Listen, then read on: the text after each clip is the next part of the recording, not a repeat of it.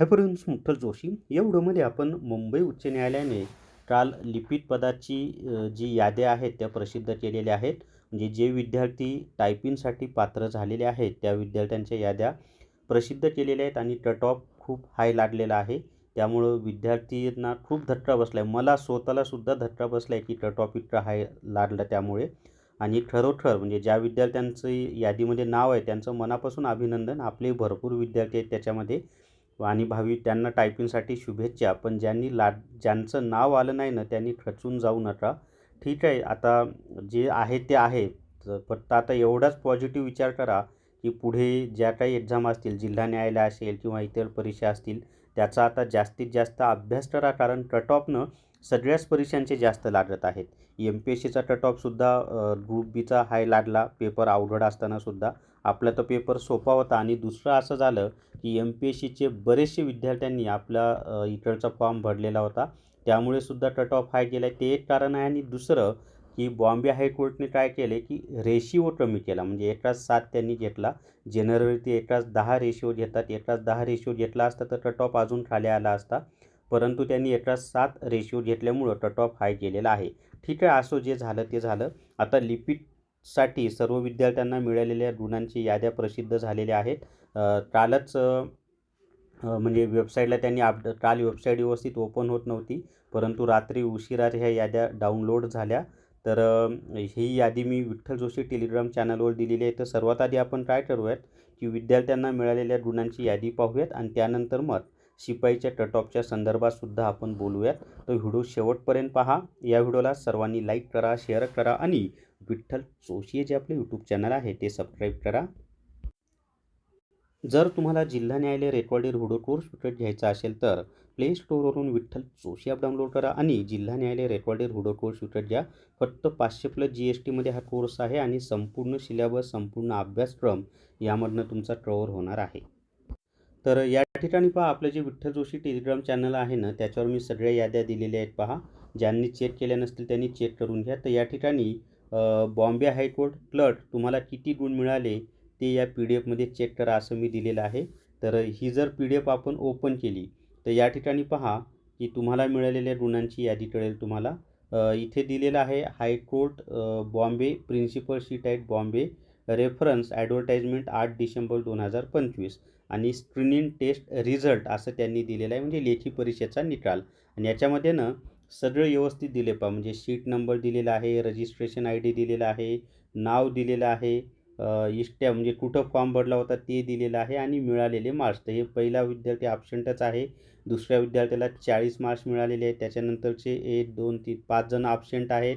त्याच्यानंतर 46 38 45 31 ॲबसेंट. म्हणजे ॲबसेंटी बरीच आहे पहा. तसा जर विचार केला तर ॲबसेंट विद्यार्थी भरपूर आहेत, हे यावरून स्पष्ट होते. फॉर्म भरल्या पण परीक्षेला न जाणारे खूप जण आहेत आणि हे मिळालेले मार्क्स आहेत.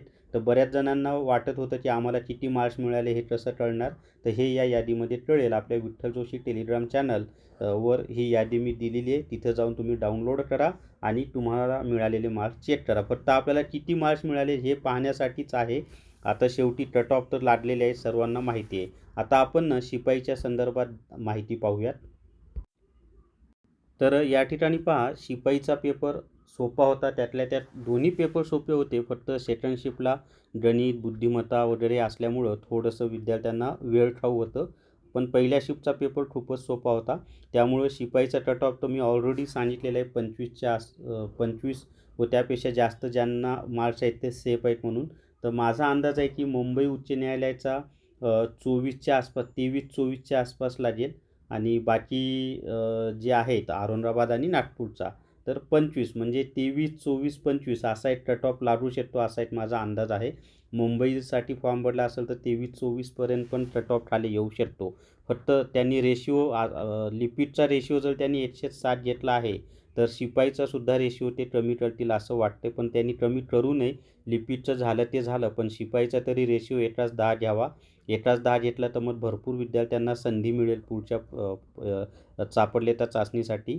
तर पाहूयात ते काय करतात. पण 23 24 25 म्हणजे मुंबईला जर त्यांना 23-24 मार्क्स आहेत त्यांनीसुद्धा अजून होप्स सोडू नका. शेवटी निकाल आल्यानंतर आपल्याला कळणारच आहे आणि निकाल लवकरच येईल.